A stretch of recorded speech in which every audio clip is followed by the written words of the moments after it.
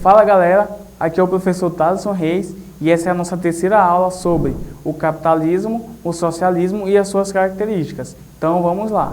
Ao longo das aulas anteriores, nós vimos a grande diferença entre o modelo capitalista e o modelo socialista. Nós vimos também que o socialismo, ele, ao longo da sua existência, ele se estabeleceu como como uma alternativa ao modelo capitalista, ao modelo de sociedade capitalista.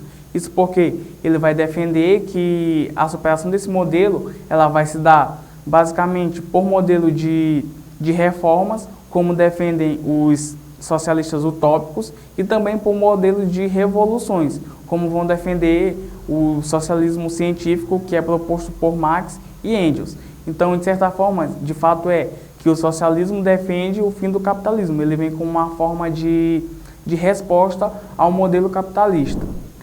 E um outro ponto importante que a gente pode notar é justamente a clara diferença entre esses dois modelos sociais e econômicos. Isso porque a clara distinção do socialismo com o capitalismo vai se dar também em alguns pontos. Por exemplo, o capitalismo ele vai defender diretamente a questão do lucro, o acúmulo das riquezas, também a exploração do trabalho humano e, por fim, a propriedade privada.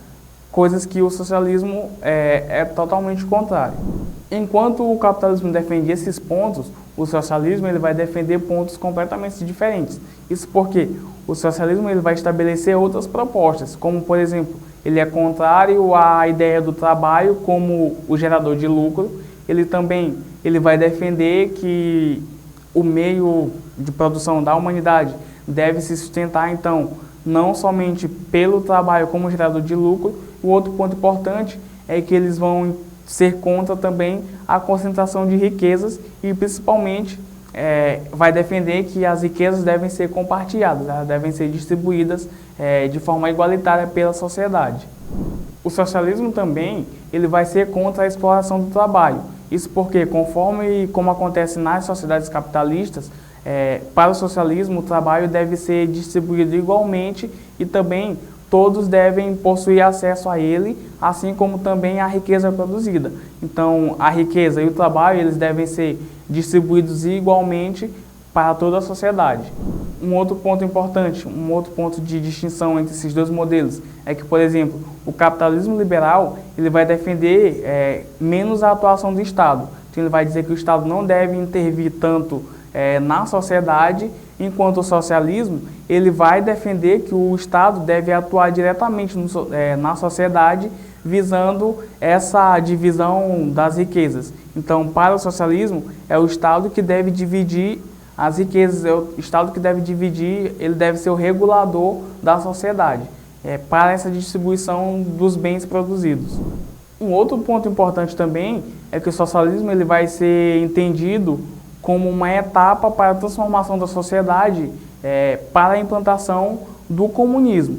Então, nesse processo de produção, nesse processo de transição do socialismo para o comunismo, vai ser basicamente o Estado ele vai ter um papel muito importante de transformar essa sociedade.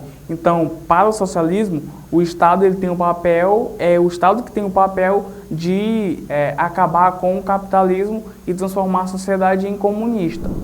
Então, uma vez que não houver a sociedade capitalista, também não haverá a divisão de classes. Então, esse seria justamente a implantação do comunismo. Então, a partir desse momento, a sociedade seria comunista e também o Estado ele já deixaria de existir, porque para o socialismo,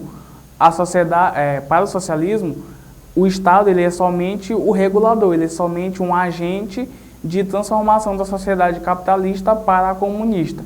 Então, a partir daí já não existiria mais o Estado, já não existiria mais classes sociais e o trabalho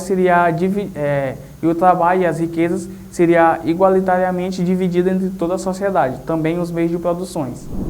E entre os países socialistas, um que possui uma posição de destaque no mundo é justamente a China.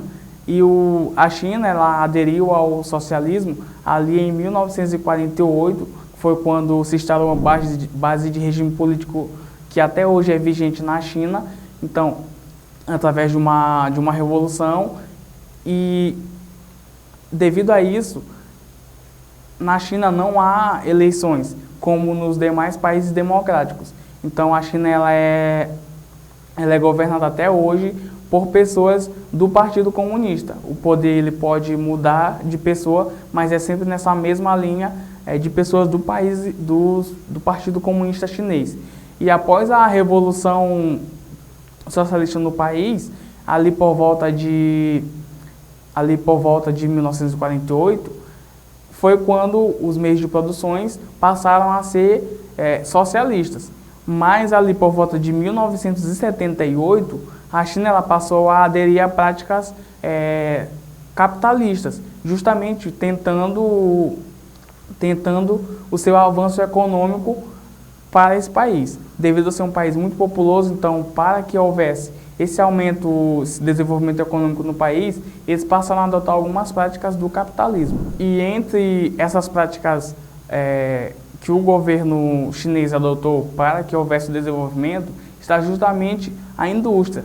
Então, por exemplo, a China ela criou zonas econômicas especiais, conhecidas como ZEE, que são pontos estratégicos do país que são permitidas as relações capitalistas. Então, a partir dessas ZEs, muitas empresas transnacionais passaram a atuar ali na China. E atualmente a China ela é uma das maiores economias do mundo, e isso vai se dar principalmente porque ela vai ter atuações, ela vai ter características de híbridas, tanto capitalistas como socialistas em seus modelos econômicos. Então, galera, essa foi a nossa terceira aula sobre o capitalismo, o socialismo e as suas características. E eu espero que vocês tenham gostado, tenham aprendido bastante. Se ficou alguma dúvida, você pode deixar nos comentários que a gente vai responder. Mas antes de você sair, eu peço aí que você deixe o seu like, que você se inscreva no canal e também que ative o sininho das notificações. Até a próxima!